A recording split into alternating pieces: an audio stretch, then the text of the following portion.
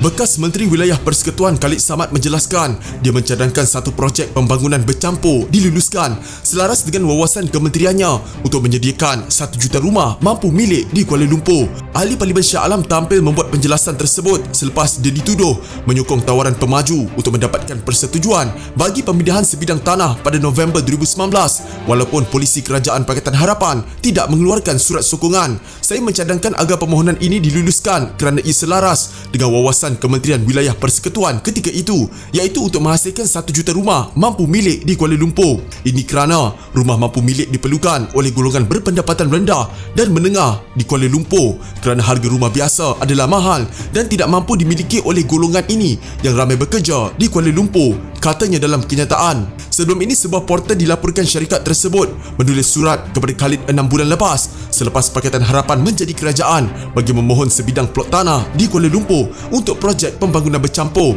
Ia turut mendakwa pejabat tanah dan galian wilayah persekutuan meluluskan permohonan itu pada Disember 2017 sebelum membatalkannya pada November 2018. Syarikat itu kemudian didakwa menulis surat secara terus kepada Khalid sebulan kemudian dan Khalid secara peribadi memastikan surat itu ditandatangani sendiri oleh pembantunya dan Datuk Bandar. Selepas menerima surat pertama dari pemohon, saya telah mengarahkan setiausaha politik saya, Saudara Azli Yusof, untuk merujuk perkara ini kepada Pejabat Tanah dan Galian PTG dan juga Dewan Bandaraya Kuala Lumpur DBKL untuk mengetahui perancangan penggunaan tanah berkenaan sekiranya ada.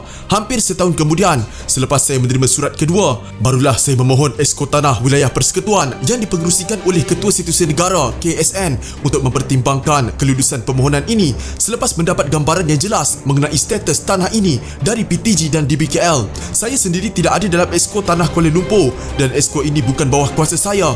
Oleh itu, wajar saya memberikan pandangan mengenai cadangan pembangunan ini secara bertulis, katanya. Khalid turut menegaskan bahawa permintaannya supaya tanah tersebut diluluskan adalah untuk keperluan memenuhi wawasan Kementerian Wilayah Persekutuan dalam mendapatkan 1 juta mampu milik di Kuala Lumpur. Tanpa tanah, di manakah rumah ini hendak dibina, katanya.